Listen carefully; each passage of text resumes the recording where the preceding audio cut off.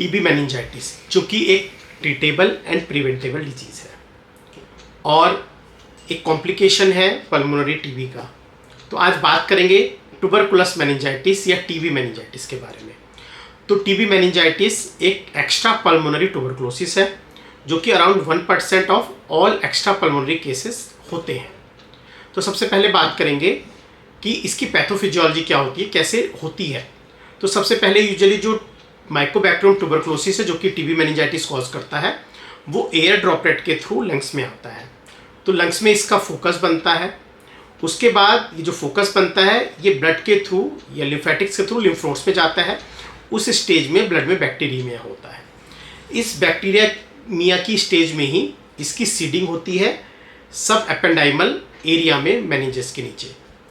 वहाँ से ये जो सब एपेंडाइमल रिच फोकाई बना ये कई बार रप्चर कर सकता है सब एरेक्नॉइड स्पेस में, जिसके कारण से सब एरेक्नॉइड स्पेस में इन्फ्लामेशन हो सकता है और हमारी मेनिंजेस इन्फ्लेम हो सकती है और मेनिंजाइटिस हो सकता है। इसी के कारण से जो सब एरेक्नॉइड स्पेस में जो एक्सुडेट इकट्ठा हुए ये कई बार ब्लड वेसल्स के थ्रू ट्रैक करके एक्सुडेट्स वेस्कुलाइटिस कॉज कर सकते हैं, जिसके कारण से हेमीपैरेसिस, मोनोपैरेसिस हो सकता है। किरेनल नर्व्स को एनगल्फ कर सकते हैं, तो उसके कारण से किरेनल पैल्सीज देखने को मिल सकती है, जिसमें कि ब्लड लॉस हो सकता है, विजन लॉस हो सकता है और आपका डिप्लोपिया हो सकता है, डबल विजन हो सकता है, फेशियल पैल्सी हो सकती है या अदर किरेनल पैल्सीज हो सकती हैं। बेसल एरिया में एक्सुडेट्स बन सकते हैं। इसके अलावा ये जो एक्सुडेट है ये हमारी जो CSF फ्लो है उसको ऑब्स्ट्रक्ट कर सकते हैं और जिसके कारण से हाइड्रोकेफलस हो सकता है। तो ये बात हो गई पैथोफिजियोलॉजी क्या होती है। अब बात करते हैं रिस्क फैक्टर्स क्या होते हैं ट्यूबरकुलर मेनिंजाइटिस के। तो सबसे पहले children less than 4 years of age. इसके अलावा अगर कोई भी इम्यूनो कॉम्प्रोमाइज स्टेट है, लाइक पेशेंट HIV पॉजिटिव है, पेशेंट किसी कैंसर कीमोथेरेपी ड्रग्स पे रहा है, पेशेंट क्रोनिक डायबिटिक है, अनकंट्रोल डायबिटीज़ है, patient chronic smoker, chronic alcoholic है, तो अगर कोई भी इम्यूनो कॉम्प्रोमाइज स्टेट पेशेंट में है तो उस कंडीशन में ट्यूबरकुलर मेनिंजाइटिस का रिस्क होने का बढ़ जाता है। अब क्लिनिकल फीचर्स क्या होते हैं, पेशेंट कैसे प्रेजेंट करेगा, क्या सिम्टम्स होते हैं। तो सिम्टम्स जो होते हैं, मोस्ट कॉमन सिम्टम्स पेशेंट का फीवर होता है। फीवर लो ग्रेड हो सकता है समटाइम्स और समटाइम्स मॉडरेट ग्रेड भी हो सकता है, बहुत हाई ग्रेड फीवर देखने को नहीं मिलता है।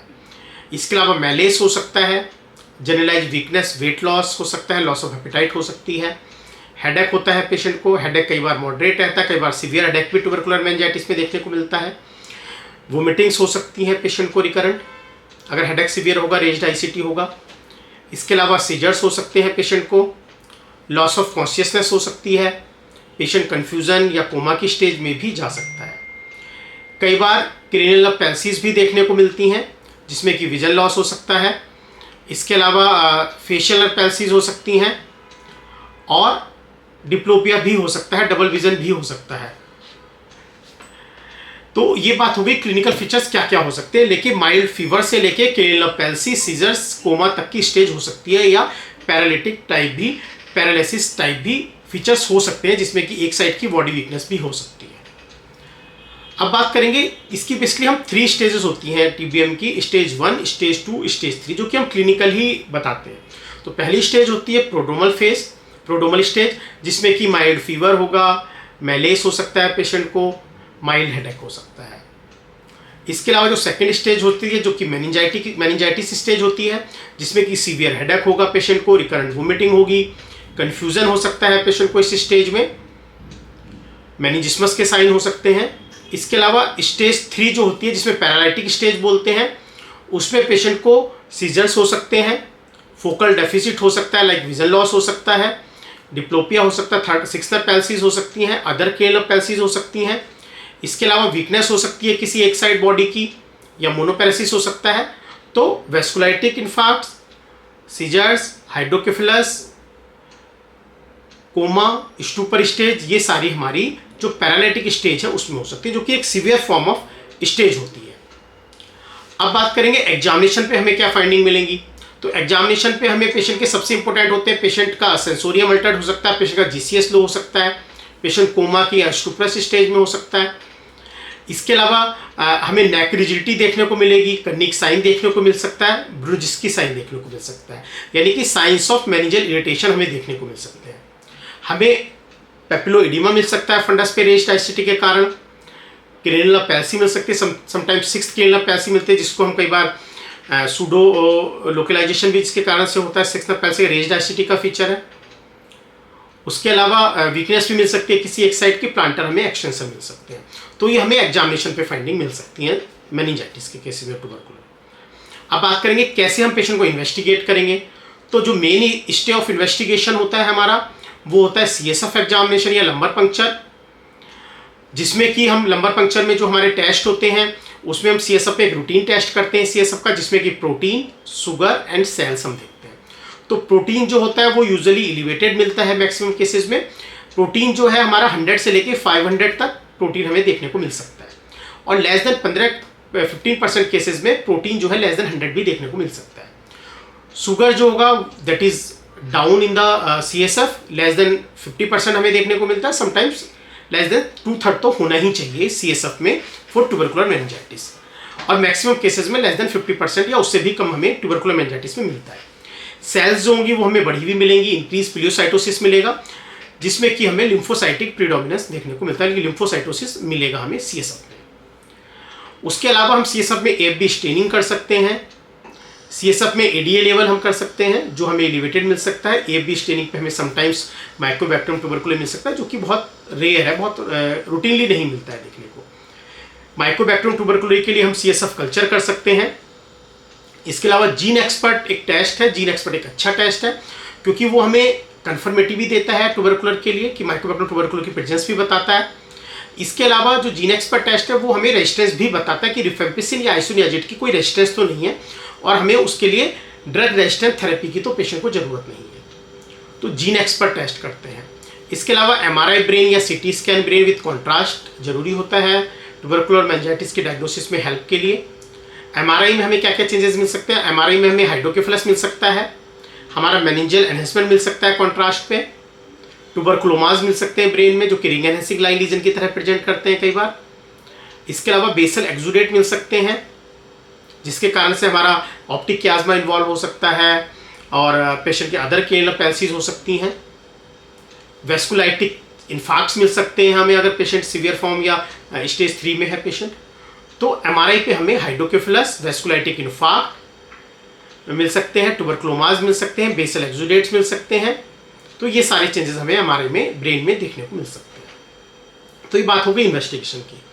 तो हमने अब तक बात करी कि ट्यूबरकुलर मेनिंजाइटिस क्या पैथोफिजियोलॉजी होती है, कैसे वो लंग्स से ब्रेन में पहुंचता है, हमारे मेनिंजेस के पास में सबरेक्टल स्पेस में रप्चर होता है और मेनिंजाइटिस कॉज करता है, और साथ में कॉम्प्लिकेशन भी किस तरह से कॉज कर सकता है। क्या इसकी रिस्क फैक्टर्स हैं, क्या क्लिनिकल फीचर्स होते हैं, क्या हमें एग्जामिनेशन में फाइंडिंग मिलेगी, क्या क्लिनिकल स्टेजिंग होती है, उसमें उसके बाद बात आती है क्या ट्रीटमेंट होगा पेशेंट का। तो ट्रीटमेंट में हमारे पास सबसे मेन स्टे ऑफ ट्रीटमेंट होता है anti tubercular therapy. Anti tubercular therapy अगर हम बात करें तो जो ट्यूबरकुलर मेनिंजाइटिस के लिए दी जाती है वो अराउंड 12 महीने से लेकर 18 महीने तक हम ATT पेशेंट को देते हैं।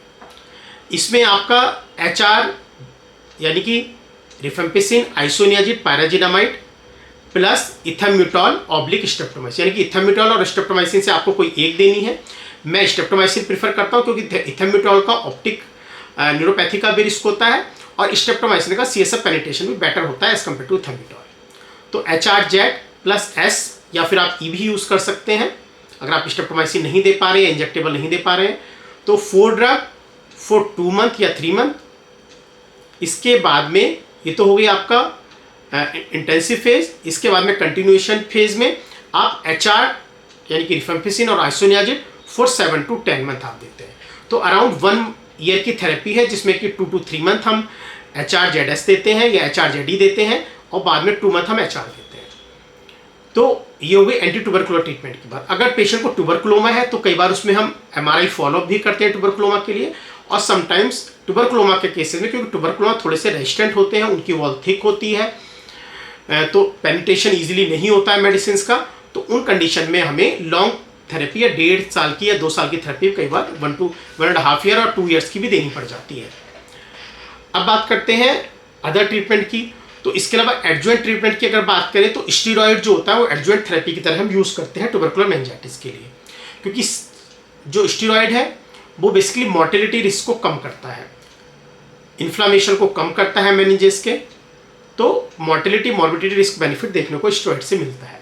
तो स्टेरॉइड जो है बेसिकली डेक्सामेथासोन आप दे सकते हैं।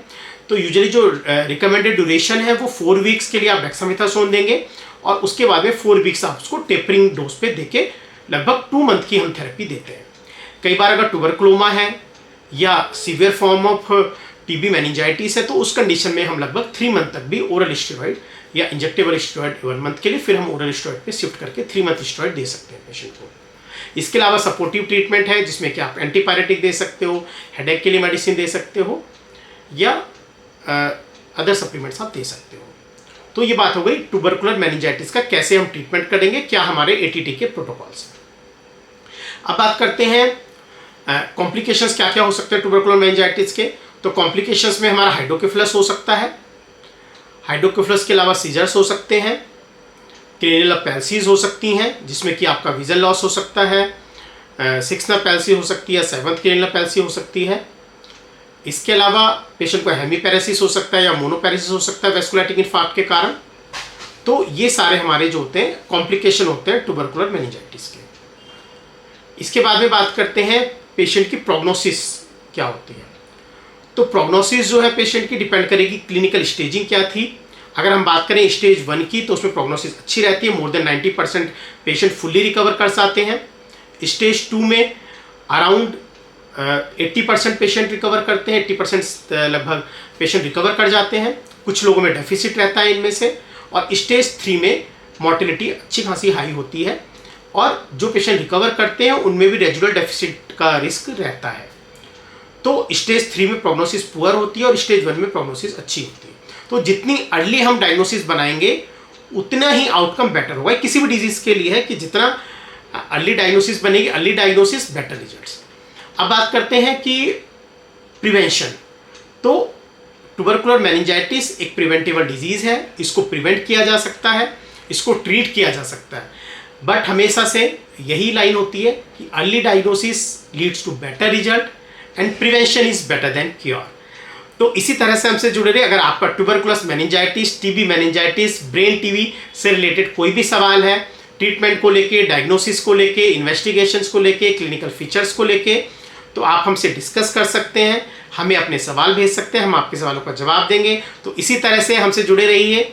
हमारी वीडियो को लाइक करिए, वीडियो को शेयर करिए, वीडियो पे कमेंट करिए और हमारे चैनल को सब्सक्राइब करिए। Thank you. Don't forget to like and subscribe.